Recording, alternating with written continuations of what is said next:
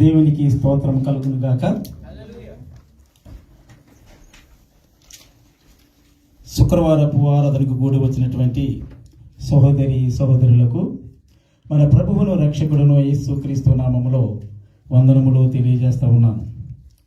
అలాగే నాకు ఈ యొక్క వేదికను ఆసీనులైనటువంటి సంఘ కాపరులు నల్లు సువన్ రాజు గారికి, నాకు ఈ అవకాశం ఇచ్చినటువంటి సంఘ సెక్రటరీ గారికి సంఘం తరపు నుండి వందనములు తెలియజేస్తూ ఉన్నాను. మరి చదవబడిన వాక్యము మళ్ళా ఒకసారి చదువుకుందాం. హెబ్రీయులకు రాసిన పత్రిక 11వ అధ్యాయము 1వ వచనం. విశ్వాసమనున్నది నిరీక్షింపబడి వాటి యొక్క నిజ స్వరూపమును అదృశ్యమైనవి ఉన్నవెనుటకు రుజువునై ఉన్నది. ఆమేన్. చిన్న ప్రార్థన.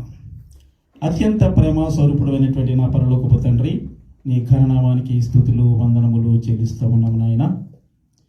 ఇదిగో ప్రభా, దీనుడను అల్పుడునైనటువంటి నన్ను నీకు నిలబెట్టుకున్నావు తండ్రి. నన్ను నీ సిలువ చాటున మరుగుపరిచి నువ్వేదైతే ప్రేరేపించావో ఈ ప్రేరేపణ సంఘం ముందు ఉంచటానికి నీ కృప చూపించండి. నీవే తండ్రి నాలో ఉండి మాట్లాడమని, వినేవారికి నా తండ్రి ప్రభు ప్రార్థనాపూర్వంగా ఉండి నీ మాటలు వినడానికి నీ సహాయం చేయమని, నీ ఆత్మ చేత నడిపించమని యేసుక్రీస్తు శ్రేష్టమైన నామములో అడిగి వేడుకుంటున్నాను పరమ తండ్రి. ఆమేన్. ఆమేన్.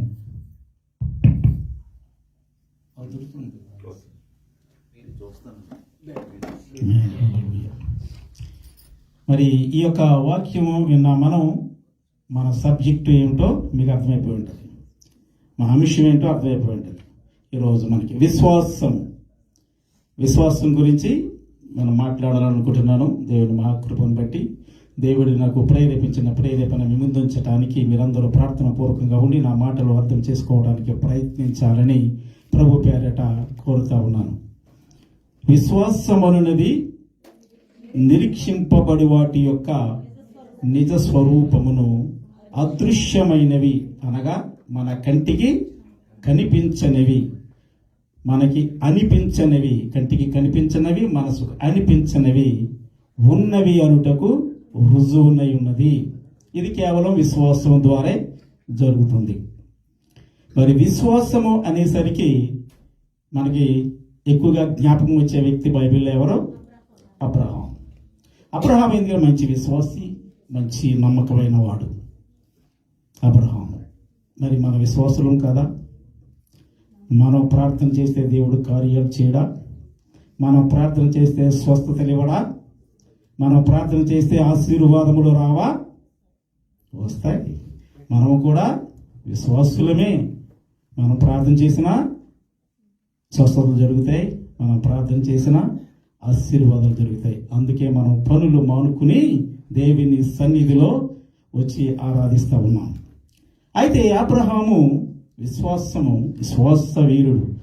అబ్రహాము పరిపూర్ణ విశ్వాసి. అబ్రహాము విశ్వాసములో సంపూర్ణత ఉన్నది. మనము విశ్వాసులము. అబ్రహాముకి మనకున్నటువంటి వ్యత్యాసం ఎట్లా ఉంటుందంటే, ఒక జంట ఉంది, పెళ్ళయింది, వాళ్ళకి పిల్లలు పుట్టడం 2 సంవత్సరాలు, 3 సంవత్సరాలు, 4 సంవత్సరాలు, 5 సంవత్సరాలు అయ్యేసరికి వాళ్ళకి ఏంటి మాకు పిల్లలు పుట్టట్లేదు అని డాక్టర్ దగ్గర తిరగడం మొదలుపెట్టారు. వాళ్ళకి ఏళ్ళు కాకపోతే రేపు పుడతారులే అని అనుకున్న ఇరుగు పొరుగు వాళ్ళు అంటారు కదా, మన పాత స్వామితోటి ఉంది కదా, భర్త కొట్టినందుకు బాధపడలేదు కానీ తోడుకోళ్ళు అది మీరు పూర్తి చేసుకోండి అన్నమాట. అది ఇలా ఉంటుంది అన్నమాట. అందుకు వీళ్ళకి బాధ, ఈ పిల్లలు లేరనే బాధ కంటే లోకులకి సమాధానం చెప్పలేనటువంటి బాధ ఎక్కువైపోయింది. అలాగే వీళ్ళకి పిల్లలు ఎందుకు పుట్టలేదని వీళ్ళకి డౌట్ ఉండి డాక్టర్ దగ్గరికి వెళ్తున్నారా, నీకు డాక్టర్ దగ్గర తిరిగారు, డాక్టర్లు ఏదో మెడిసిన్ ఇస్తున్నారో చెప్తూ ఉన్నారు, పుడతారమ్మా, వెయిట్ చేయండి, మందులు వాడండి, ఆ మందులు వాడండి, ఇలాగే వేసారిపోయారు. ఇలా ఉంటూ ఉండగా దారిలో ఎవరో తెలిసిన ఆవిడ కనిపించారు, మంచి శ్వాస ఏమో మన స్త్రీల అధ్యక్షుల్లో ఎవరో ఒకరేమో కనిపించి ఉంటారు. కనిపించి మాట్లాడుకున్నారు, తెలిసి పరిచయస్తులే. ఏంటమ్మా అంటే చెప్తారు కదా బాధను. అప్పుడు ఆవిడకున్న విశ్వాసాన్ని బట్టి చెప్పింది, అమ్మ మా చర్చిలో నెలకు ఒకసారి స్త్రీల ఉపవాస కూడిక జరుగుతుంది, నువ్వు తప్పనిసరిగా రా అమ్మ, మేమందరం ప్రార్థన చేస్తాం, మా సంఘ కాపరు కూడా ప్రార్థన చేస్తారు, తప్పనిసరిగా రావమ్మా, నీకు విశ్వాసం ఉంటే రా అమ్మంటే ఇవి వస్తానండి అన్నారు. వచ్చింది. పాప అందరూ ప్రయాసతో ప్రార్థన చేశారు, ఉపవాసం ఉండవలసిన ప్రయాసతో ప్రార్థన చేశారు, సంఘ కాపరు కూడా ప్రార్థన చేశారు. తర్వాత వెళ్ళిపోయింది. విశ్వాసం ఉంచమ్మా అని చెప్పారు, అప్పుడప్పుడు చర్చ్ వస్తున్నామ్మా అని చెప్పారు పెద్దలు. స్త్రీల సహవాసం వారు వెళ్ళింది. కొన్ని రోజులకి దేవుని కృపను బట్టి ఆవిడ విశ్వాసాన్ని బట్టి తనకి సంతాన భాగ్యం కలిగింది. దేవునికి స్తోత్రం కలుగును గాక. అలాగే మరొక జంట ఉంది. ఒక సంఘంలో సంఘ సెక్రటరీగా రావచ్చు, లేకపోతే దేవుని సేవకులు అవ్వచ్చు. వచ్చి వారం మన సంఘానికి అమెరికా నుండి ఒక మంచి ప్రసంగికుడు వస్తూ ఉన్నాడు, మంచి బీసప్ గారు వస్తూ ఉన్నారు. అమెరికా నుండి అన్నప్పుడు మనకి ఎలాగైనా ఆశ కదా. మనం అందరం అనుకుంటాం క్రైస్తత్వం అమెరికాలో పుట్టింది, నిజమైన క్రైస్తవులు అమెరికాలో. నిజానికి చెప్పాలంటే క్రైస్తవం అమెరికా కంటే ముందు మన ఇండియాలో ప్రారంభమైంది. ఎలాగైనా తూర్పు కొండలు నిలిపెట్టారు కదా, ఫాస్ట్ గారు అనౌన్స్ చేస్తారు, సెక్రటరీ గారు అనౌన్స్ చేశారు. అలాగే వచ్చింది, అందరూ అంచక్క వచ్చారు. మరి దైవజనులు బీసప్ గారు అనుభవనీయులు కాబట్టి చక్కని ప్రసంగం చేశారు, చాలా అందరూ సంతోషించారు. మరి ఆ కారణ ఆ యొక్క పాస్టర్ గారు అన్నారు, అమ్మ ఎవరికైనా ప్రార్థన అవసరాలు ఉంటే లైన్గా నిలబడమన్నారు. అందరూ వారి సీట్లు నిలబడ్డారు. మనందరికీ ఆశ కదా, దేవుని దాసులు దూరం నుంచి వచ్చారు, బీసప్ గారని అందరూ ఒక్కొక్కళ్ళు ప్రార్థన చేయించుకుంటూ ఉన్నారు. అయ్యా ఏంటమ్మా నీకు వీరికి ఏంటి ప్రార్థన అవసరం అంటే, అయ్యా నేను ఇజ్రాయల్ వచ్చి చాలా దేశం అయింది, నా భర్త తాగుబోతూ ఎంత పంపిస్తాను నా ఉండట్లేదు, ఖర్చు పెట్టేస్తున్నాడు, నా ఉప్పు తీరలేదు, ఇవి నా సమస్యలు అన్నాడు. ఆయన ప్రార్థన చేశారు. అలాగే మరొకరికి ఏంటమ్మా ఇలాగ అమ్మాయి అబ్బాయి అనారోగ్యంగా ఉన్నాడు, దీర్ఘకాలపు అనారోగ్యము బాగుపట్టలేదు, మీరు ప్రార్థన చేయండి పాస్టర్ గారు. అలాగే నాన్న ప్రార్థన చేశారు. మరొక జంట వచ్చింది. ఏంటయ్యా నీ బాధ అంటే, మాకు పిల్లలు లేరయ్యా, చాలా కాలం అయింది, పిల్లలు పుట్టట్లేదు అన్నారు. అనేటప్పటికీ అందరికీ ప్రార్థన చేసిన ఆయన ఒకసారి వాళ్ళ నుంచి కింద నుంచి పైకి చూశాడు. చూసి సంఘ కాపురంకు చూస్తున్నారు, ఆయన ఏమో కింద చూస్తున్నారు అని సరే అని ప్రార్థన చేశారు. వెళ్ళిపోయారు. అలాగే అందరికీ ప్రార్థన చేశారు. ఇంతకీ ఏంటంటే బిషప్ గారికి వచ్చిన డౌట్ ఏంటంటే, అందరికి ప్రార్థన చేసినట్లుగా వాళ్ళకి త్వరగా ప్రార్థన చేయలేకపోయింది. ఎందుకు? వాళ్ళ వయసు 70 సంవత్సరాలు, ఆ జంటకి 70 సంవత్సరాలు. అందుకు ప్రార్థన చేయటానికి అందరికి చేసినట్లుగా చేయలేకపోయాడు. మనకి అబ్రహాం గారికి ఉన్నటువంటి ఈ వ్యత్యాసం ఇటువంటిది, విశ్వాసం. ఎందుకు మనం ప్రార్థన చేసి దేవుని యందు విశ్వాసం ఉంచుతాము, సగం లోకం వందు విశ్వాసం ఉంచుతాం. లోకాన్ని చూస్తాం, మన సొంత అనుభవాన్ని ముందు పెడతాం. అయ్యో ఏమిటా పిల్లల ఎట్లా పుడతారు, 70 సంవత్సరాలు ఎలా ప్రార్థన చేయాలి, బిషప్ గారు అయితే మాత్రం ఎలా చేస్తారు, ఇటువంటిది అనుభవం వస్తుంది. మరి అబ్రహాం గారు ఎట్లా కాదు. కానీ విశ్వాసం అనేది బిషప్ గారికి కాదు, విశ్వాసం అనేది డబ్బెడితే కొనేది కాదు, విశ్వాసం అనేది రెవరెండ్లకు బిషప్లకు ఉండేది కాదు. విశ్వాసం అనేది దేవునికి మనకి సంబంధమైనది. మీకు విశ్వాసం ఉండొచ్చు, బిషప్ వరకు లేని విశ్వాసము ఒక విశ్వాసికి ఉండొచ్చు. విశ్వాసి ప్రార్థన చేస్తే కార్యాలు జరగవచ్చు. బిషప్ గారు కావచ్చు ఉండొచ్చు, లేకపోతే రెవరెండ్ గారు అవ్వచ్చు. పెద్ద పెద్ద దైవజనులే చెప్తారు, విశ్వాసం అనేది రెవరెండ్లకే మాత్రం కాదు, బిషప్లకి మాత్రమే కాదు, బిరుదున్న వాళ్ళకే మాత్రమే కాదు. ఎవరికైతే విశ్వాసం ఉంటుందో వాళ్ళు విశ్వాసంతో ప్రార్థన చేసే కార్యాలు ఉంటాయి. మొట్టమొదట యవనస్తులకి అందరూ ప్రార్థన చేశారు, దేవునికి స్తోత్రం. వాళ్ళు విశ్వాసం ఇచ్చారు. ఎందుచేత? వాళ్ళు ఒకటి దేవుని యందు విశ్వాసం ఉంచారు, రెండవది వాళ్ళు వయసు యందు విశ్వాసం ఉంచారు. ఎందుకు? వాళ్ళు యవన ప్రాయంలో ఉన్నారు కనుక ఎందుకు పుట్టరా మాకు పిల్లలు అనేటువంటిది 2 విధాలైనటువంటి ఆలోచన కలిగి ఉన్నారు. మరి ఇక్కడ ఈ దంపతులు 70 సంవత్సరాలు అయ్యేటప్పటికీ ఈవెన్ బిషప్ గారు కూడా జస్ట్ 2-3 సెకండ్లు ఆలోచించారు. ఇది అబ్రహాం గారికి మనకి ఉన్నటువంటి వ్యత్యాసం, అంతకంటే ఎక్కువ కాదు. 70 సంవత్సరాల పిల్లలు పుట్టరా, 75 సంవత్సరాల పిల్లలు పుట్టరా? మరి అబ్రహాం గారికి పిల్లలు పుట్టేటప్పుడు ఆయన వయసు ఎంత చూద్దాం ఒకసారి. అప్పుడు అబ్రహాం ఎన్నో వచ్చిన అమ్మ 17. ఆదికాండం 17:17. అప్పుడు అబ్రహాము సాగిలపడి నవ్వి, 100 ఏండ్ల వానికి సంతానము కలుగునా, 90 ఏండ్లు సారా కనునా అని మనసులో అనుకొనెను. అబ్రహాము ఇస్మాయేలు నీ సన్నిధిని. సరిపోతాము. అబ్రహాముకి దేవుడు ప్రత్యక్షమై ఏమన్నాడు? ఇదిగో అబ్రహామా, నిన్ను ఆశీర్వదించి నీ సంతానాన్ని ఇసుక రేణుల వలె చేస్తానన్నాడు. నక్షత్రపులు, ఆకాశపు నక్షత్రములు చూడవా, ఎట్లా ఉన్నావు, లెక్కించగలవా, ఆ రీతిగా నీ సంతానం చేస్తానన్నాడు. అలా వాగ్దానం చేసినప్పుడు అబ్రహాం వయసు ఎంత? 75 సంవత్సరాలు. తర్వాత ఆయన నిలిపాడు, నమ్మి చూశాడు. 1 సంవత్సరం, 2 సంవత్సరాలు, 10 సంవత్సరాలు కూడా కాదు. కానీ ఆయన విశ్వాసం మీద ఆధారపడి ఉన్నాడు, మాట మీద ఆధారపడి ఉన్నాడు. కానీ అబ్రహాముకి ఇటువంటి ఇరుకులు ఇబ్బందులు రాలేదని అనుకోవద్దు. ఎంతో మంది చెప్పుంటారు లోకంలో, అబ్రహామా ఏంటి నీ విశ్వాసం, నీ వయసు ఎంత, ఏంటి నీ పిచ్చి, నీ విశ్వాస పిచ్చి ఏంటి దేవుడిని నమ్మటం, నీ వయసు ఎంత, 90 సంవత్సరాలు వచ్చేసాయి, ఎప్పటి నుంచి ఎదురు చూస్తున్నావు, ఇంకా నీకు పిల్లలా అని లోకులు కాకుల్లాగా పొడుచుంటారు. అలా ఉండడం లేదు. అయినను అబ్రహాము ఏం చేశాడు? విశ్వాసం ఇచ్చాడు. ఎందుకంటే ఆయన విశ్వాసులకు తండ్రి. రోమా చూద్దామమ్మా, రోమా 4:18.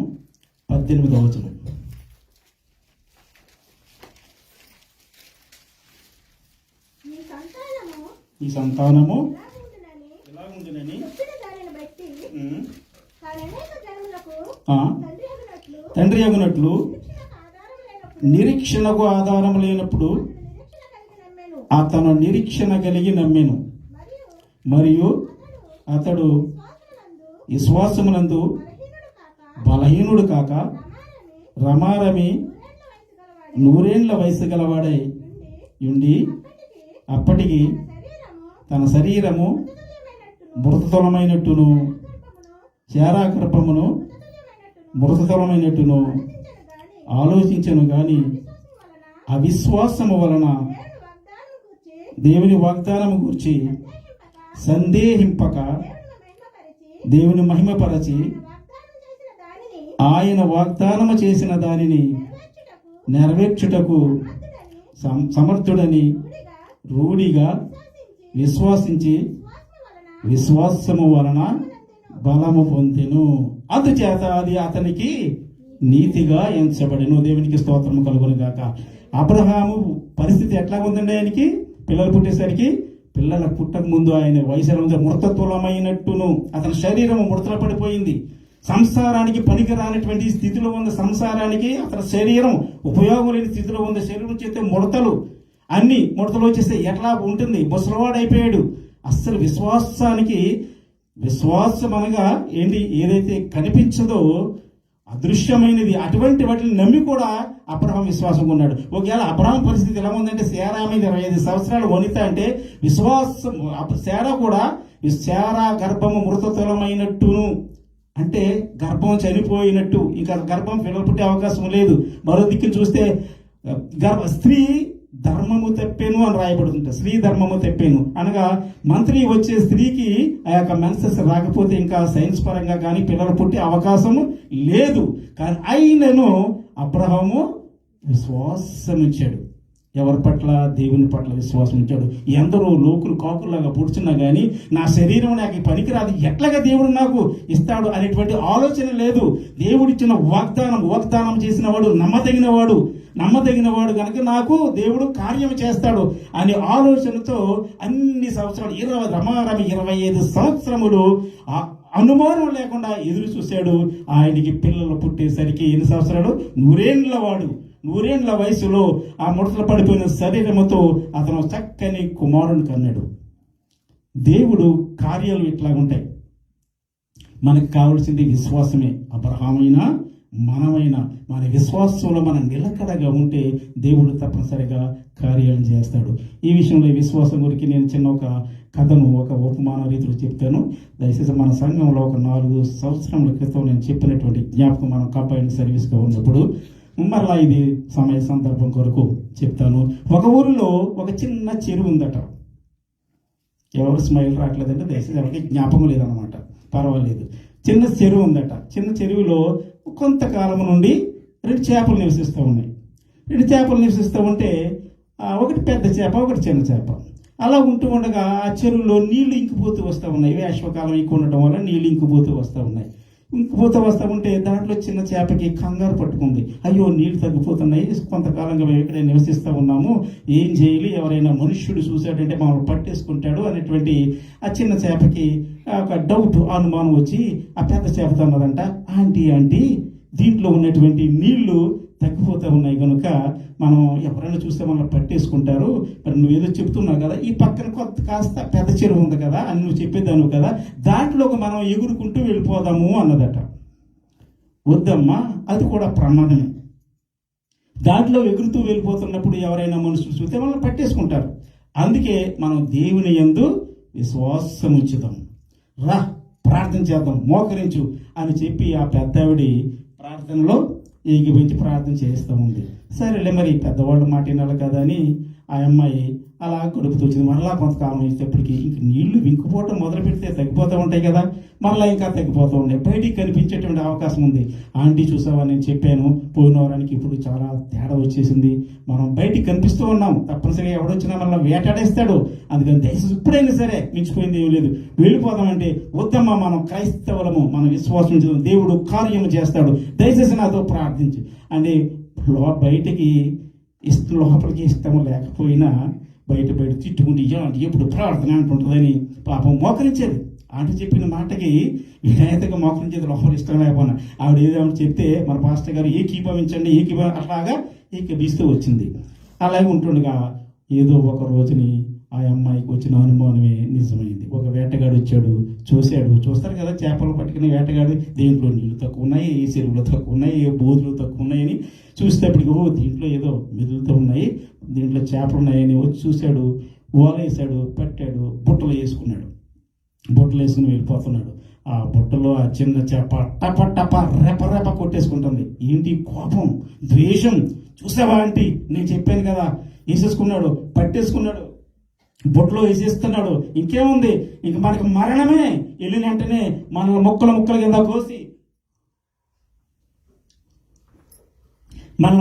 కింద కోసి కూర చేస్తాడు, అన్నీ అయిపోయి ఇంకేముందండి, నీ మాట విన్నాను, పెద్దవాళ్ళ మాట ఏంటి, అందరూ బాగుపడతారంటారు, కానీ నేను నీ మాట వేసి నేను మరణాన్ని తెచ్చుకున్నాను అన్నదంట.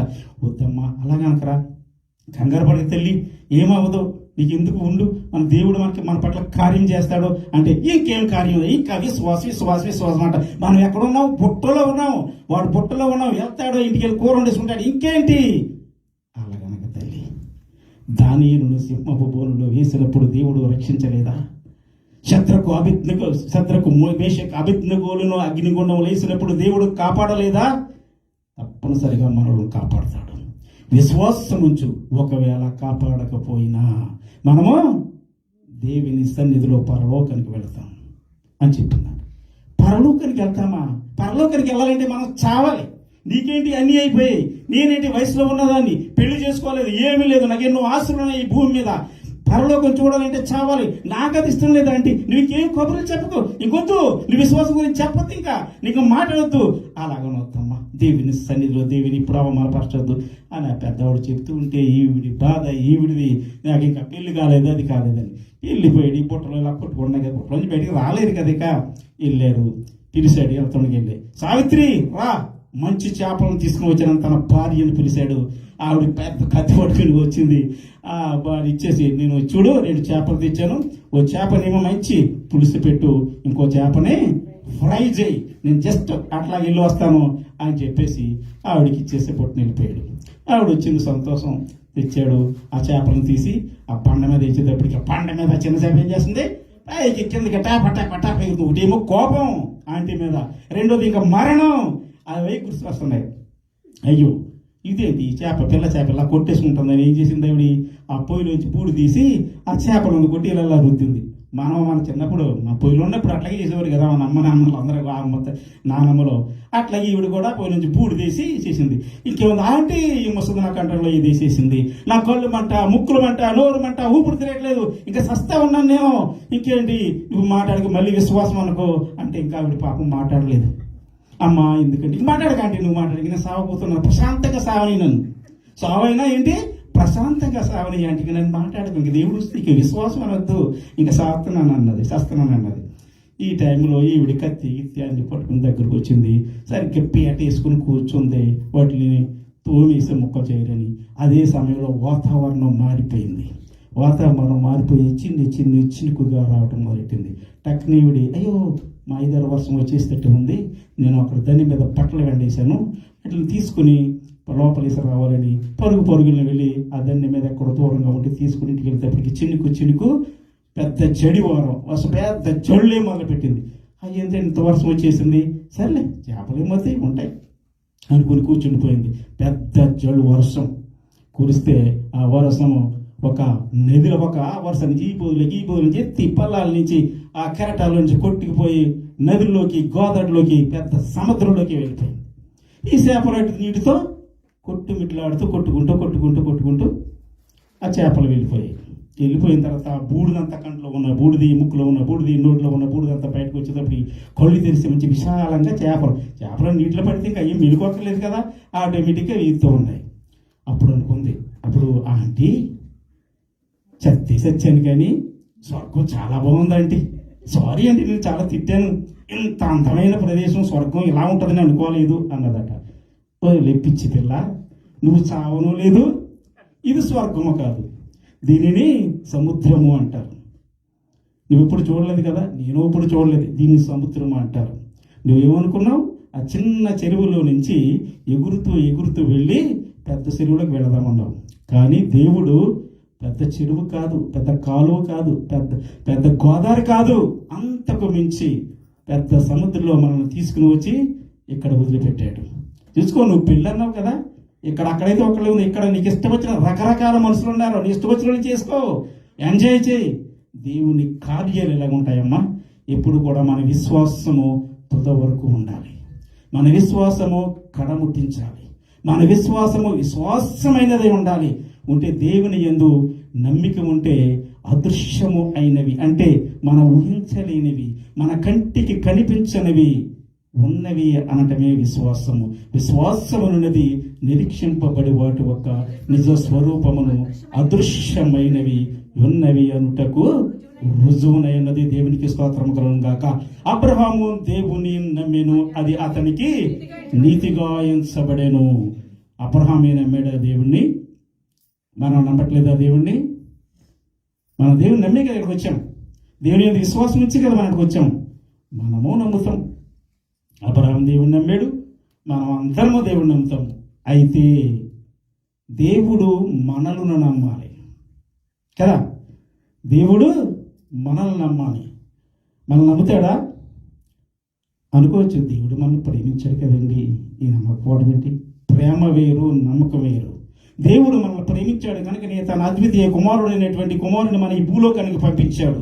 యేసు ప్రభు మనల్ని ప్రేమించాడు కనుకనే మహిమలోకమైనటువంటి పరలోకాన్ని విడిచిపెట్టి పాపలోకమైనటువంటి భూలోకానికి వచ్చి మన మధ్యన నివసించి మన రక్షణార్థమైన మన పాప బలియార్థమై ఆయన కలువరి శిలువలో తన ప్రాణాన్ని పెట్టాడు. ఎందుచేత ఆయన మనల్ని ప్రేమించాడు కనుక. కానీ ప్రేమ వేరు, నమ్మకం వేరు. మన తల్లిదండ్రులు కొంచెం చెప్తూ ఉంటారు, నాకు 2 పిల్లలండి, మన తల్లిదండ్రులు మన బిడ్డలు ప్రేమించమా? ఎవరు ఎలాగైనా ప్రేమిస్తాం. పిల్లవాడు నల్లవాడైనా, తెల్లవాడైనా, పుట్టువాడైనా, పొడగవాడైనా, నెత్తివాడైనా, కుంటువాడైనా, గుడ్డువాడైనా, ఎటువంటి వాడైనా, ఏ తల్లిదండ్రులైనా పిల్లల్ని ప్రేమిస్తారు.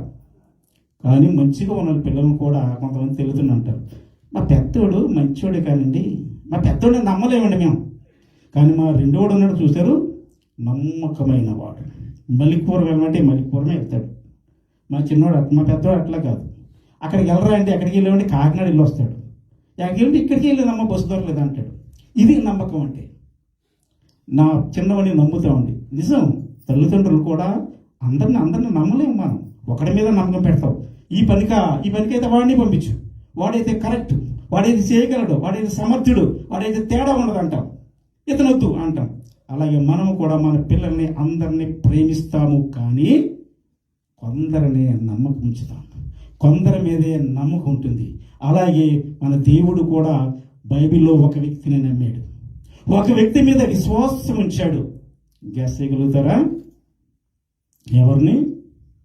యోబు అనే వ్యక్తి మీద మన దేవుడైన యెహోవా నమ్మకం ఉంచాడు. యోబుని ఈ దేవుడు ఎంతగా నమ్మాడంటే సాతాను మీద పందెం కట్టాడు. సాతానుడు అంటే తక్కువడు కాదండి, దేవుని కంటే ఒకప్పుడు సమానంగా ఉంటాను అని విర్రవీగిన వ్యక్తి సాతాను అంటే. అటువంటి సాతాను మీద ఎవరినడ్డు పెట్టుకుని పందెం వేశాడు? యోబు నడ్డు పెట్టుకుని పందెం వేశాడు. అసలు పందెం అంటే మనం ఎవరి మీద కాస్తాం? మాట్లాడితే నా తల్లి తోడండి అంటాం. తల్లి అంటే మనకు పవిత్రమైనది, తల్లి అంటే మన ఇహలోకంలో దైవం లాంటిది. అంతకు మించి పెద్ద మాట ఏముంది? దేవుని తోడంటాం. ఇక్కడ ఇతను ఎవరిని తోడు పెట్టుకున్నాడు? మా యోబు ఇటువంటి వాడు అని నమ్మకం పెట్టుకున్నాడు దేవుడు. ఆ నమ్మకంతో సాతాను. చూద్దామా యోబు గ్రంథం ఒకసారి? యోబు గ్రంథము 1వ అధ్యాయము 3 వచనాలు చూద్దాం. ఒక్క నిమిషం అమ్మా.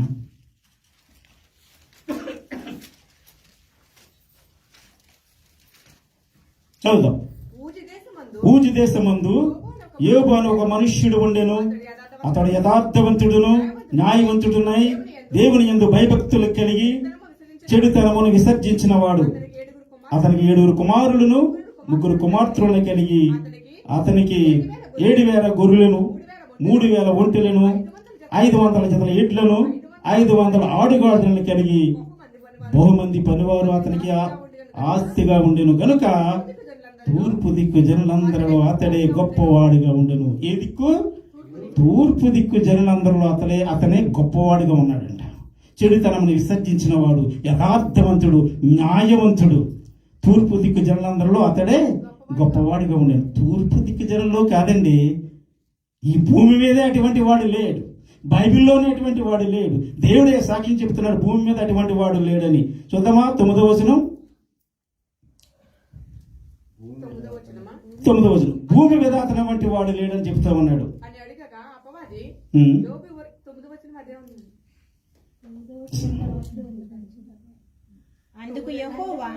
అందుకు యెహోవా నీవు నా సేవకుడైన యోబు సంగతి ఆలోచించదవా? అతడు యథార్థవంతుడును న్యాయవంతుడున్నాయి దేవుని యందు భయభక్తులు కలిగి చెడుతనమును విసర్జించిన వాడు.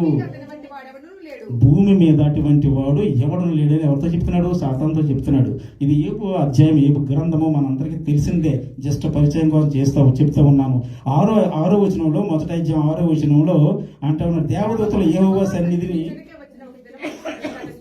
నిలుచుటగే వచ్చి దినమొకటి తటస్థించాను. ఆ దినమున అపవాదివాడు వారితో కలిసి వచ్చాను. సరిపోతాము. ఒకసారి దేవదూతలు అందరూ దేవుని దగ్గరికి వెళ్తుంటే అపవాది కూడా ఆ దేవదూతలతో వెళ్ళాడు. వెళ్ళినప్పుడు దేవుడు అంటాడు, భూమి మీద నా సేవకుడైనటువంటి యోబుని చూసావా అన్నాడు. ఆ యోబుని చూసాను, బాగా ఆశీర్వదించావు, మంచి అందమైన పిల్లలను ఆయనకి ఇచ్చావు. నిజమే, ఆయన కుమారులు కుమార్తెలు చాలా అందమైన వారు. అటువంటి సంతానానికి ఇచ్చావు, అటువంటి ఆస్తిని ఇచ్చావు, అటువంటి సేవకులను ఇచ్చావు. ఇచ్చి ఆశీర్వదించి ఆయన చుట్టూ ఏం చేశావు? కంచి వేశావు. ఎందుకు ఉండడండి యథార్థవంతుడు గాని, ఎందుకు ఉండడండి న్యాయవంతుడు గాని? ఒకసారి ఆ కంచి తీసివే, అప్పుడు చూడన్నాడు. పో, నీ ఇష్టం వచ్చిందని చేసుకో అని చెప్పి. ఎంత ధైర్యం అండి! సర్వ సృష్టికి సృష్టికర్త అయినటువంటి దేవుడు ఒక తుచ్చ మానవుడైనటువంటి మానవుడు యోబుని నమ్మి, పో నీ ఇష్టం వచ్చింది చేసుకో. ముళ్ళు గుచ్చుకుంటేనే దేవుణ్ణి మర్చిపోయి అమ్మ అనేటువంటి ఆ మానవుణ్ణి దేవుడైనటువంటి వాడు ఎంత నమ్మకంగా సాతానుగా చెప్పాడో చూడండి. పో నీ ఇష్టం వచ్చింది చూసుకున్నాడు. అంత తీసివేశాడు. ఆఖరణ ఒక 12 వచనం చదువుదామా?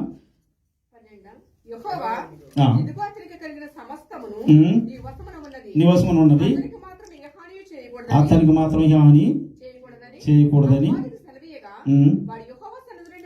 సరిపోతుందమ్మా. అతనికి నీ స్తోత్రం, నీ వశం ఉన్నట్టు నీ స్తోత్రం చేసుకో. కానీ ఆస్తి అంతా పోయింది, పిల్లలందరూ చనిపోయారు, అందరూ అయిపోయి శూన్యంగా మనిషి మాత్రం నిలబడినాడు.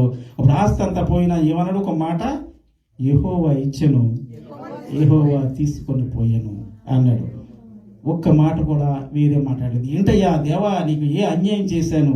మనం కూడా అలాగనేస్తాం. కానీ యోబు, ఎంతో మంది భక్తులు దేవుని దూషించిన వారు ఉన్నారు, తర్వాత పశ్చాత్తాపడిన వారు ఉన్నారు. కానీ యోబు ఒక మాట కూడా మాట్లాడకుండా యెహోవా ఇచ్చెను, యెహోవా తీసుకుని పోయాను. మరలా సాతాను గడ ఆయన దగ్గరికి వెళ్ళాడు. అన్నాడు, అది కాదు, అతని శరీరం మీద నాకు హక్కి, అతని శరీరం మీద హక్కి నేను చెప్తానన్నాడు. సరే, అది కూడా ఇచ్చాను చూసుకోండి. 2వ అధ్యాయం 5వ వచనంలో అది కూడా ఇచ్చాను, చూసుకో. అతని ఎముకలను ఉమ్. దేహమును ముట్టిన ఎడల ఉమ్. అతడు నీ ముఖం ఎదుటనే దూషించి నేను విడిచిపోవునా నేను అతని దేశంలో ముత్తినేలా నీ ముఖం మీద నేను దూషించి విడిచిపోవునా నేను విడిచిపోనేను. ఇంకా చూడండి, అప్పుడు ఆఖరిని అది కూడా నీకు ఇచ్చాను, కానీ తన ప్రాణం దగ్గరికి మాత్రం నువ్వు ముట్టవద్దని సెలవిచ్చాడు. కాబట్టి అపవాది అపవాది యెహోవా సన్నిధిని ఏ సన్నిధిని బయలుదేరి అరికాలు మొదలుకొని నడినెత్తి వరకు బాధగల కురుపులతో యోబుని మొత్తెను. సరిపోతాం. ఎప్పుడైతే దేవుడు అతనికి పర్మిషన్ ఇచ్చాడో సాతానికి, ఇంక చూడండి, యోబుని ఆడేసుకున్నాడు, నిలిపేసి పిండేసి ఆరసేసాడు. అరికాళ్ళు మొదలుకొని నడినెత్తి వరకు కురుపులతో, కురుపులు అంటే మామూలు కురుపు కాదు, మనకేదో చిన్న చిన్న కురుపులు వస్తాయి. అటువంటి కురుపు పెద్ద పెద్దగా కుష్ఠరోగులు మనం చూసుంటాం కదా నరసాపురంలో. అంటే నేను నరసాపురంలో చూసాను, ఎక్కడ చూడలేదు, నరసాపురంలో చూసాను కదా. వాళ్ళకే ఉందండి కుష్టు, ఏదో ఏళ్ళు పట్టుకుంటుంది, ఇలా గుడ్లు కట్టుకుని మన ఇంటికి అడుక్కోవడం వచ్చేస్తారు. ఇంతలా కాదు, నడినెత్తున మొదలుకొని అరికాలు వరకు పెద్ద పెద్ద గాయాలు. గోక్కోనంటే ఆయన దురద పుడితే గోరులు లేవు, ఆ గోరులతో చిల్లపింకి పట్టుకోవాలంటే రాదే. ఏళ్ళు సారి కట్ అయిపోతే ఏం పట్టుకుంటాము, బాధ. మన చిన్న మీద ఈపు మీద చిన్న దురదతో ఎంత అవస్థ పడిపోతామో అటువంటిది. ఒళ్ళంతా నడినెత్తి మొదలుకొని అరికాలు వరకు కురుపులు కుళ్ళిపోయిన శరీరం గాయాలతో రసికారుతో ఉంటే కంపుతో తన దగ్గర ఉన్న బంధువులందరూ వెళ్ళిపోయారు. స్నేహితులందరూ వదిలిపెట్టేశారు. ప్రాణం పోవటం పెద్ద గొప్ప కాదండి. ప్రాణం పోవటం పెద్ద గొప్ప కాదు. ఒకేసారి పోతుంది, పీక్ కోసుకుంటే పోతుంది, ఆత్మహత్య చేసుకుంటే పోతుంది. కానీ ఈ బాధ, ఈ వేదన ఉంది చూసారా, నరకం అంటే ఏంటో సాతానుడు దేవుడు పర్మిషన్ మీద నరకం అంటే ఏంటో చూపించాడు యోబుకి. ఎంత బాధ, ఎంత వ్యధ, ఎంత బాధను తట్టుకుంటున్నాడు. కానీ అప్పుడు కూడా అందరూ వదిలి వెళ్ళిపోయారు. ఇక జీవిత భాగస్వామి ఉంది. జీవిత భాగస్వామి తనతో సహచరిణి, తనతో గౌరవం పొందిన ఆవిడి, తనతో సంసారం పంచుకున్న ఆవిడి. యోబు ఎలా బ్రతికాడో, ఎంత యథార్థంగా బ్రతికాడో ఆయనకు తెలుసు. అప్పుడు ఆవిడ వచ్చి అంటుంది, అయ్యా నువ్వు ఎలా బ్రతికావో నాకు తెలుసు, నువ్వు ఎంత యథార్థవంతుడో నాకు తెలుసు, ఎంత నీతిమంతుడో నాకు తెలుసు, సంఘంలో నీకు ఉన్నటువంటి విలువేంటో నాకు తెలుసు అని అనవలసింది పోయి, పోన్లే ఏమయ్యా చక్కగా బ్రతికావు, నీ బాధ నేను చూడలేకపోతున్నాను, నీ బాధను నేను పంచుకోలేను, నీ బాధ నేను చూడలేకపోతున్నాను, కనీసం చనిపోయినా పర్వాలేదయ్యా, ఒక్కసారిగా నేను చనిపోతావు, ఎంత బాధపడుతున్నావు, తట్టుకోలేకపోతున్నాను, నీ జీవిత భాగస్వామిగా నేను తట్టుకోలేకపోతున్నాను అని కాస్త సానుభూతితో చెప్పిన బాగుంది. మనకి ఎవరికైనా మనకు అనారోగ్యంగా ఉంటే మనం పలకరించడానికి వెళ్తాం. ఎందుకు? ఆ బాధను మనం పనిచేసుకుంటామా? జస్ట్ ఓదార్పు కొరకు మనం వెళ్తాం. అటువంటి జీవిత భాగస్వామి అయి ఉండగా ఓదార్పు మాటలు కూడా లేదు. కానీ ఏమంటుందో చూసారా, బంధువులు వదిలిపెట్టండి, స్నేహితులు వదిలిపెట్టండి, భార్య జీవిత భాగస్వామి అతనితో సకల గౌరవాలు పంచుకున్నటువంటి ఆమె ఏమంటుంది ఇక్కడ చదవమా? భార్య వచ్చి 9వ వచనమండి. 9వ వచనం. భార్య వచ్చి నువ్వింకను యథార్థతను వదలకుందివా, దేవుని దూషించి మరణము కమ్మనెను. చెప్పమ్మా. అందుకతను మన సుఖాలు పొందాను వదిలేండి. ఏమంటుంది భార్య వచ్చి, ఇంకా యథార్థతను వదలకుందివా అంటే దేవుడు వదలవా ఇంకానే. యథార్థత అంటే దేవుడే, దేవుని వదలవా, దేవుని దూషించి చావు. బైబిల్ అంటే కొంత నీట్గా రాశారేమో, మరణం ఒక దేవుని దూషించి పోనీ చావు అంటది. చచ్చే ముందు ఏమంటుంది అసలైన మాట? చచ్చే ముందు పోనీ చావయ్యా అన్న బాగుండు, చచ్చే ముందు దేవుని దూషించి చావాలట. ఎంత కసి! మరి సర్వ సుఖాలు అనుభవించినప్పుడు లేదు ఇది. ఎవరైనా గ్రహించారు అవన్నీ? దేవుడే కదా. ఒకసారి ఏబు ఆరోగ్యంగా ఉన్నప్పుడు, ఏబు ముందుగా ఉన్నప్పుడు, ఏబుతో సంఘంలో కానీ సమాజంలో కానీ తన భాగస్వామ్యం వస్తుంటే, ఏబు గారి భార్య అండి, ఏబు గారి భార్య. కానీ ఆ యొక్క ఏబు గారికి ఎటువంటి కుర్చీ చేశారు, అటువంటి సింహాసనము ఏబు జీవిత భాగస్వామి అయినటువంటి ఆవిడికి కూడా వేసేవారు. ఏబుని ఎలా గౌరవించేవారు ఆమెను కూడా గౌరవించారు. ఎవరిని బట్టి ఆ గౌరవం? యోబుని బట్టి. కానీ అది ఆమెకి గుర్తు రావడం లేదు. మనము చేస్తాం అట్లాగే. ఎవరైనా ఇతర దేశం నుంచి ఎవరైనా చూస్తే మనము పాస్టర్ గారిని అభినందిస్తాము, సన్మానిస్తాము. అలాగే ఆయన భార్యను కూడా సన్మానిస్తాము. ఎందుచేత? ఆవిడ అభిషిక్తురాలా, ఆవిడ పాస్టర్ అమ్మ గారా? ఇలా నేను మరో రకం అనుకోకండి. ఎందుకంటే సమయ సందర్భం గురించి చెప్తున్నాను, జస్ట్ జీవిత భాగస్వామి గురించి. అది ఎందుకు అభినందిస్తాం? మన పాస్టర్ గారి భార్య, మన బిషప్ గారి భార్య, ఆయన్ని బట్టి ఆవిడ్ని సన్మానిస్తాం. మరి ఆ జీవిత భాగస్వామికి ఉండాలి కదా. అయ్యో, నేను ఇంతకు ముందు వెళ్ళినప్పుడు నా భర్తతో వెళ్ళినప్పుడు నా గౌరవం ఎట్లాగుండేది, ఇప్పుడు ఎలా చూసుకోవాలి నా భర్తని. చాలా మంది భార్యలు కూడా ఎట్లాగే ఉంటారు. భర్త బాగున్నప్పుడు, భర్త సంపాదిస్తూ ఉన్నప్పుడు, భర్త గౌరవంగా ఉన్నప్పుడు బాగానే గౌరవిస్తారు.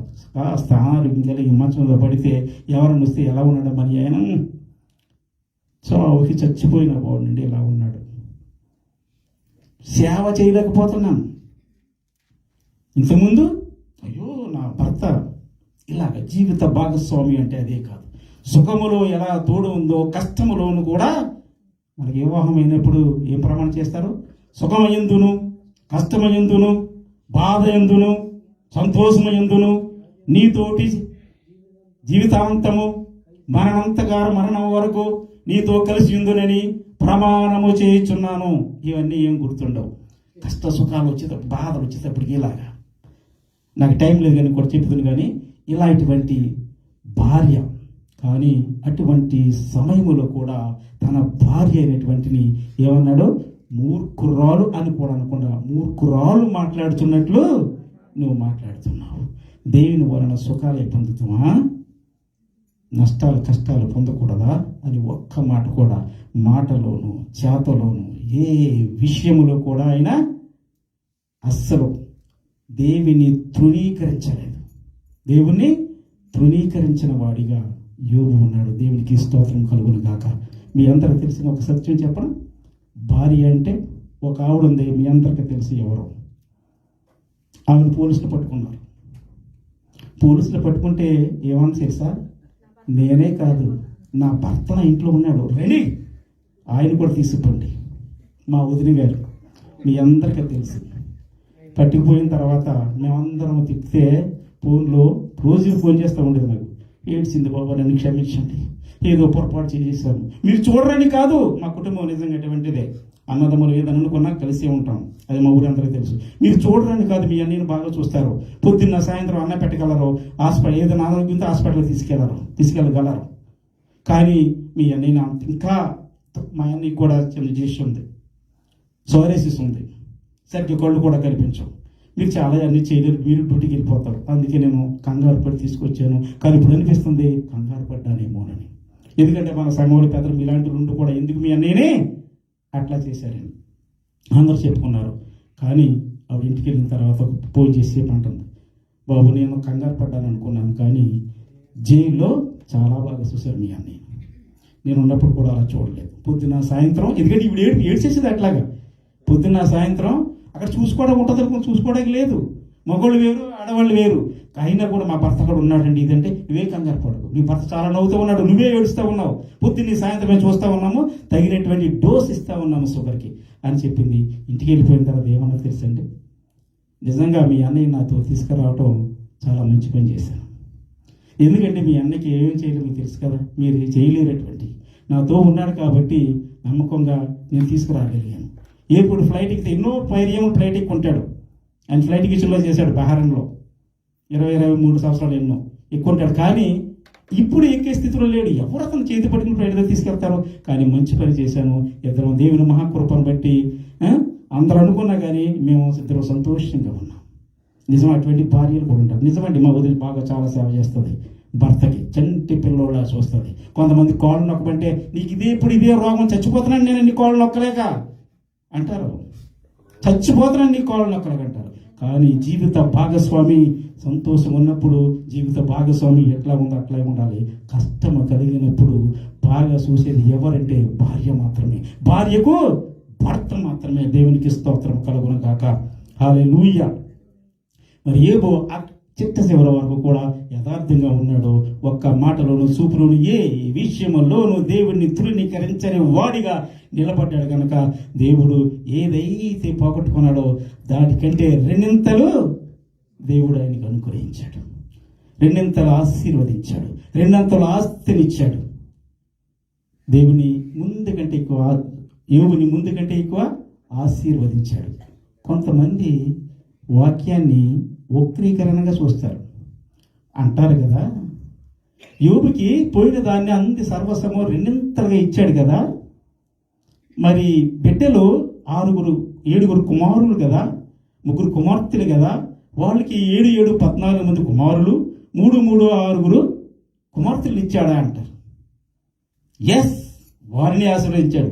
ముందున్న జ్ఞానము కంటే అత్యధికముగా జ్ఞానాన్ని ఇచ్చాడు. ముందున్న ఆయుస్సు కంటే అత్యధికమైన 2 ఆయుస్సుని పెంచాడు.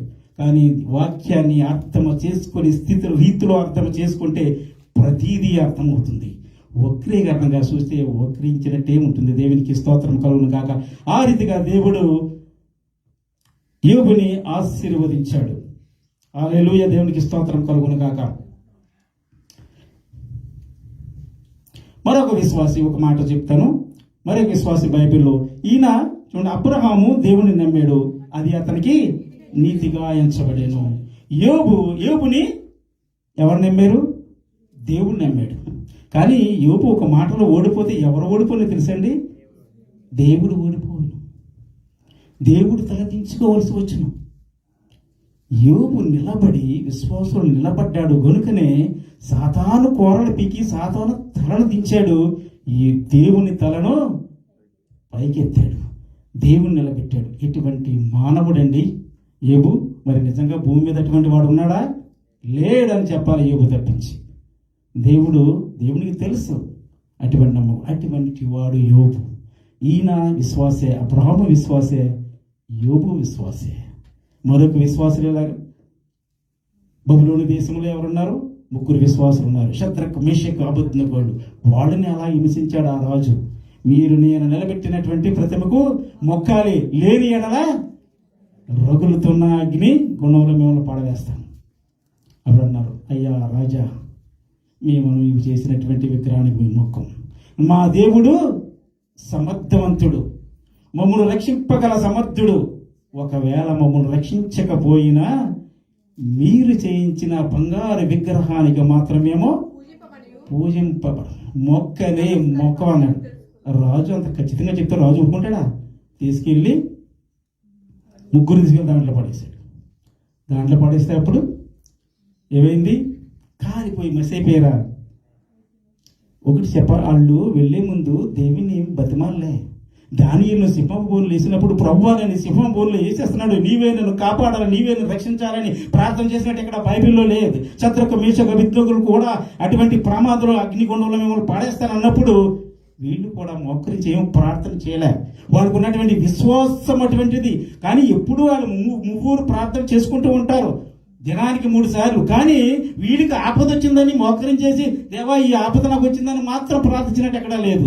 కానీ వాళ్ళ విశ్వాసము దేవునికి తెలుసు, ఒకవేళ దేవుడు మమ్మల్ని రక్షించకపోయినా పర్వాలేదు అన్నారు. తీసుకెళ్ళి పాడేశారు. దేవుడు మహిమ గల దేవుడు. ఎవరైతే విశ్వాసముతో ఉంటారో, నిలకడగా ఉంటారో అటువంటి వారిని దేవుడు ఏనాడు వదిలిపెట్టలేదు. వారిని దేవుడు 4వ వాడుగా ఆ యొక్క అగ్నిగుండం నుండి తిరుగుతూ బయటికి వచ్చాడు. ప్రియ సహోదరులారా, మన విశ్వాసములో ఎవరో పెద్ద వాళ్ళని కాదు, మన విశ్వాసులమే, మనము నమ్మకస్తులమే. మనకు దేవుడు ఆ యొక్క అదృష్టాన్ని ఇచ్చాడు. మనం ప్రార్థన చేయగా ఫలితాలు వస్తాయి, మనం ప్రార్థన చేయగా ఆశీర్వదింపబడతాం, మనం ప్రార్థన చేయగా దీవించబడతాము. అలాగే మన విశ్వాసంలో మనం నిలకడగా ఉంటే దేవుడు తప్పనిసరిగా కార్యము చేస్తాడు.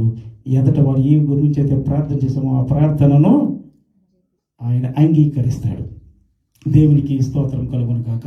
బబులోను దేశమందున ఆ భక్తులు 3 బ్రహ్మకు మొక్కనందున, బబులోను దేశమందున ఆ భక్తులు 3 బ్రహ్మకు మొక్కనందున, పట్టి బంధించి రాజు అగ్నిగుండంలో వేస్తే, పట్టి బంధించి రాజు అగ్నిగుండంలో వేస్తే, నాగోవాడు ఉండాలేదా ఓ భక్తుడా, నాగోవాడు ఉండాలేదా, నాగోవాడు ఉండాలేదా ఓ భక్తుడా, నాగోవాడు ఉండాలేదా.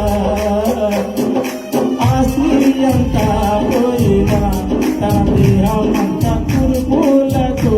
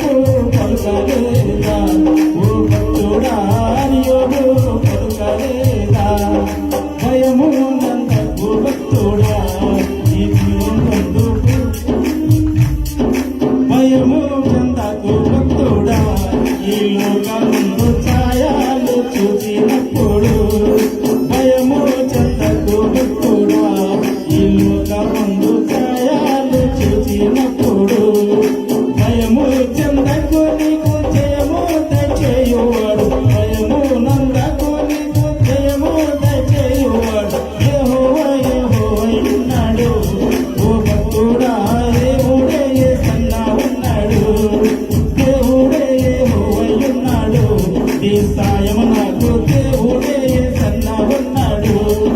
భయమునందకు భక్తుడా ఈ మాయలో కచ్చాయాను చూచినప్పుడు. భయము చెందకు భక్తుడా ఈ మాయలో కచ్చాయాను చూచినప్పుడు. హల్లెలూయా. మన విశ్వాసములో మనం నిలకడగా ఉండగలిగితే, మన విశ్వాసములో తుద వరకు ఆగగలిగితే, మన విశ్వాసము దేవుని యందు నిరీక్షణ కలిగి ఉంటే ఏ భయము పొందకూడదు. మనం చెప్పుకున్న ఉపమానంలో ఆ చేప పిల్ల భయపడినట్లుగా ఆ చేప పిల్ల ఏమనుకుందండి? ఈ చిన్న చెరువు నుండి ఆ పెద్ద చెరువుకి వెళ్ళాలనుకుంది. కానీ ఆమె ఊహించని విధంగా, ఊహించిన ఎన్నో రెట్ల విధంగా గోదావరి కాదు, పెద్ద కాలువ కాదు, పెద్ద చెరువు కాదు, గోదావరి కాదు, సముద్రములోనే తీసుకుని వెళ్ళి వదిలిపెట్టాడు. మనం కూడా అంతే. దేవుని యందు విశ్వాసం ఉంచగలిగితే, ఆయన యందు నమ్మకం ఉంచగలిగితే, మన ఊహాలకు మించిన ఊహలు ఈ లోకములోనే, భూలోకములోనే స్వర్గము లాంటి జీవితాన్ని దేవుడు మనకు అనుగ్రహించగలిగాడు. అటువంటి కృప, అటువంటి ధన్యత మనకి, మన కుటుంబాలకి దేవుడు ఇచ్చునుగాక. ఆమేన్.